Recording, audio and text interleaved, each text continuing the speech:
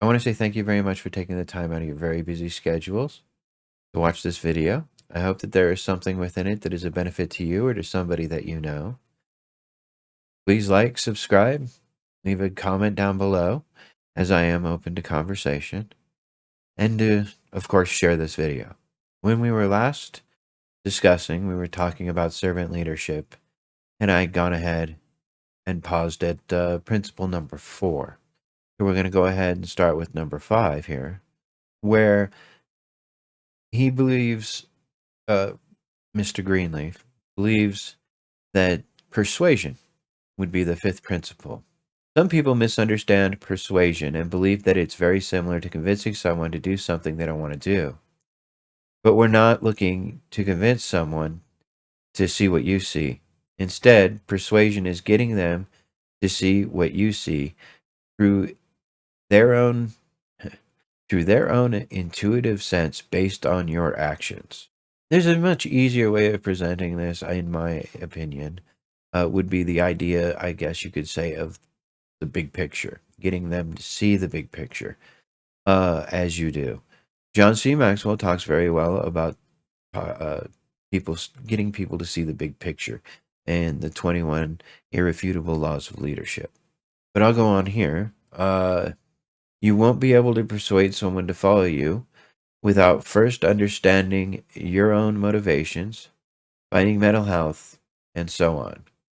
Even if your end goal is great, you won't be able to demonstrate that you were there to serve the other people.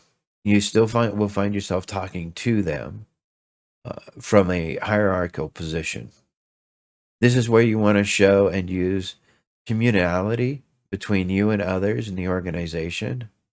Without first mastering the first 4 steps, you'll still be trying to convince someone because you won't be able to establish trust or spend time listening to them to understand their motivation and working with similarities.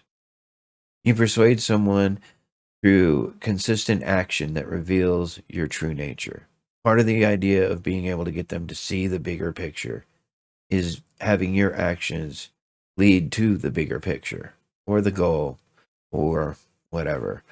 It would help motivate the others and explaining to them to some degree, not persuading them, just explaining them what your bigger picture is and why it would benefit them as well.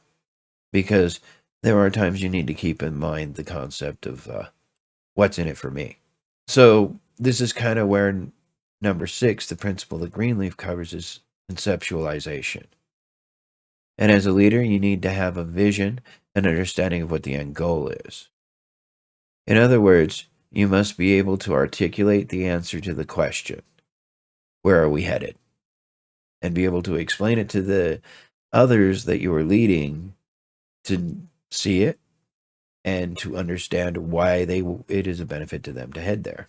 You may have a long-term vision for what the future of the organization looks like, but you must present that to your team in a manner that builds upon the first 5 characteristics. Otherwise, you will not be able to articulate the goals and help others to see the same vision, so that you are, as a collective, working to the same goals. This is where several of John C. Maxwell's laws of leadership would come into play, like the law of the buy-in, the law of the big pictures I've already mentioned. 21 irrefutable laws of leadership. It's really good here, and as we go further on, there's another book I highly recommend that if you would like to benefit others in your leadership, that you go ahead and read for part of your 10 pages of a good book a day. Number 7, they say, is foresight. Often this is one of the 10 characteristics of servant leadership that people struggle the most with because it seems to be a little vague. Closely tied to conceptualization, foresight extends beyond the articulating the end goals. Sorry about that. I had to pause for a moment, take care of a family matter. The disadvantages of working at home. Anyway, closely tied to the conceptualization and foresight extended beyond articulating the end goals. It's also about creating a map and timeline of how to get there. To have foresight and effectively communicate your decisions, you must also be You must always be processing information and change to expectation, then have the ability to clearly deliver the message on how to impact your project.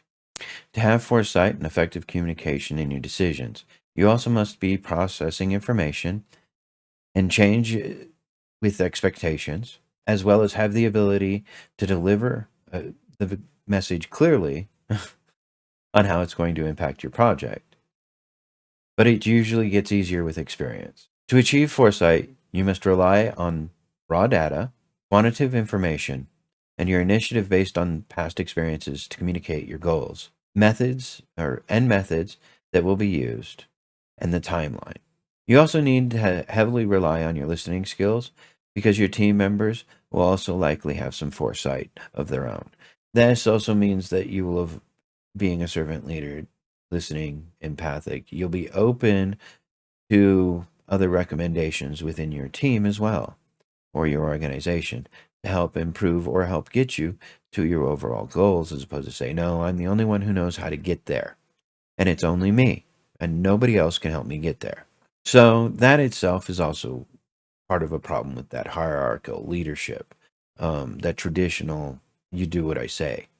When you apply more of the empathic, it helps build that team well. So being open to others' recommendations or visions as well, and help use that to modify your own to see the bigger picture. Number 8 that he lists is stewardship. Servant leaders intend to empower others to achieve as a team and an organization. Stewardship is the key component of that because it focuses on trust that is developed as the lifeblood of the organization. So again, trusting the individuals, which kind of goes back to your own ethics. Are you a person of trust? Are you a person that people can trust and rely in? Are you a person of honor who says that you'll do what you do?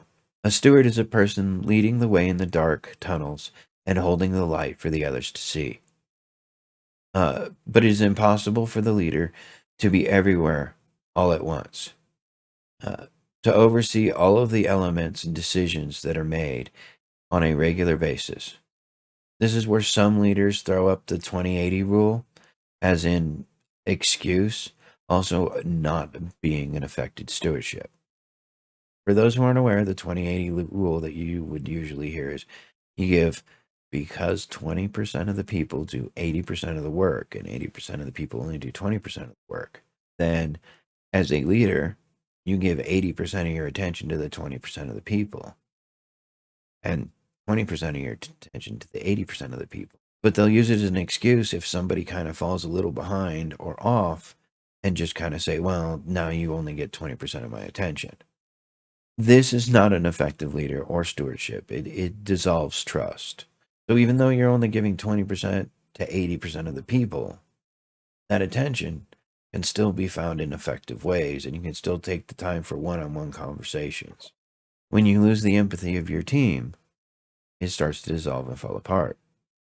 This is, again, where stewardship reminds you to kind of come back in, that some may lose their way, and if you wish to keep them, you do give them a little more than the 20% of your attention. Or say, well, if you're not paying attention, it's your fault.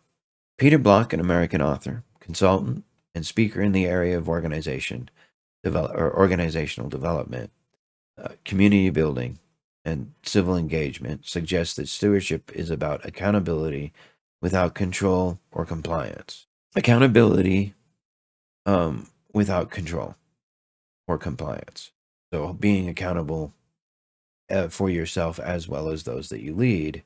In other words, every member of the team or organization does their best to serve the needs of others, not because they have to, but because they want to. This does not absolve the leader from accountability.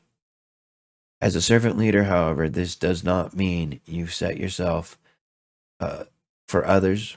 As a servant leader, this I feel is critical. As a servant leader, this doesn't mean that you set yourself up for others to continually take advantage of you, but it is that you be willing to hold yourself accountable or your actions, or for the actions of your team or the organization that you're leading. I wanted to add to the statement because they want to help others in the team. And this is why, with the network marketing business I'm in, we have the meetings, and it's still good to show up, even if it's just you and you don't have a guest, because you being there helps others as well. You don't know even how much sometimes just you showing up to a meeting, like in the case of network marketing, the Thursday night business briefing, or our case Tuesday, just being there, communicating with others helps keep you motivated and going in your goals as well. Or you know it, you might find yourself in a leadership position, helping others. So again, just to show up even for the meetings on a regular basis is a good thing as well. So moving on, we're going to go to number 9, talking about servant leadership, is commitment to growth of the others, or of others, within your organization.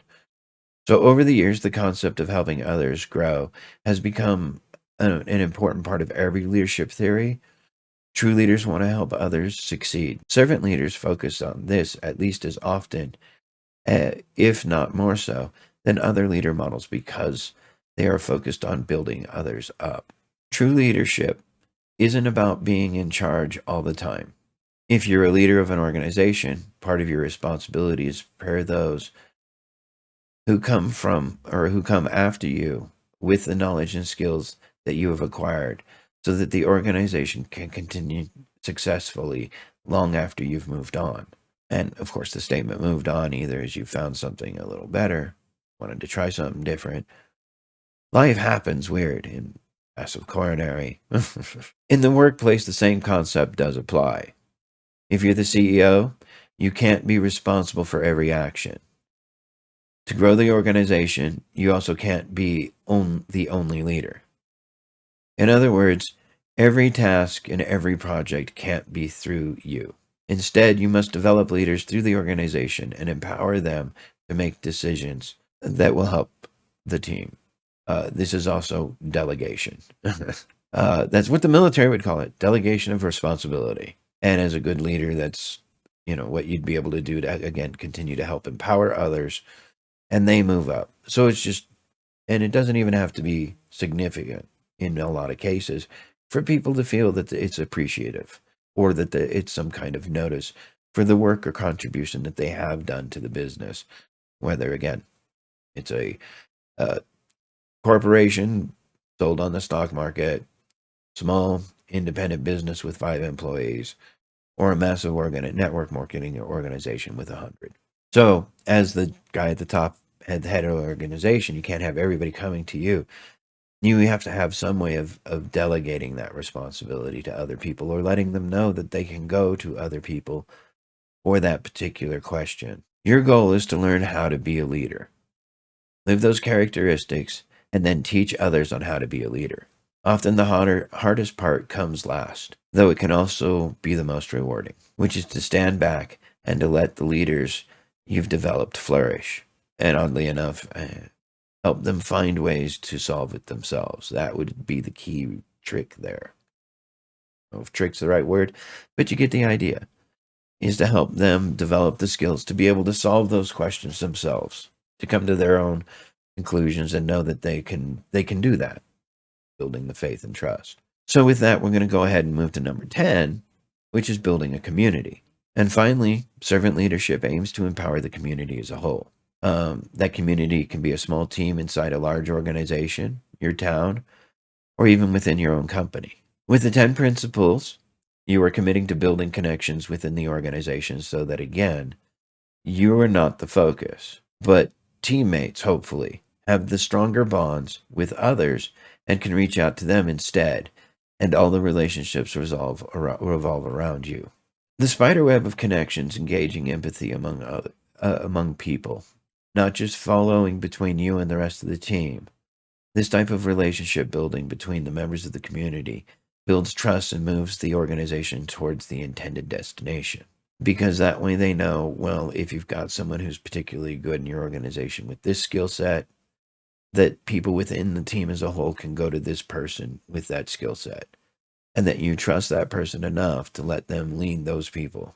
That is a part of building the community, when you entrust others to let them.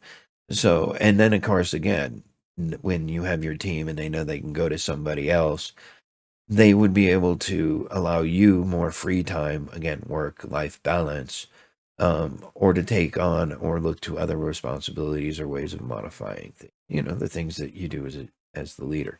So as I said, it is more than a basis to discuss this concept. Some of the way that it is presented, but I wanted to present it as close to the original concept set forth in 1970 by Robert Greenleaf, and with the servant leadership should be focused on, do those served grow as a person, or do they, while being served, become, do those served grow as a person? Do they, while being served, become healthier, wiser, freer, and more autonomous? More likely themselves to become servants? So according to Wikipedia, it's kind of socialist in its ways. But it speaks of liberty, being able to be autonomous, helping others become more autonomous, more free thinkers, stop being sheep, because a lot of people can easily find themselves in that concept, which is also why I happen to like Mark Twain's quote of, when you find yourself in agreement with the masses, it's time to check your thinking and your morals.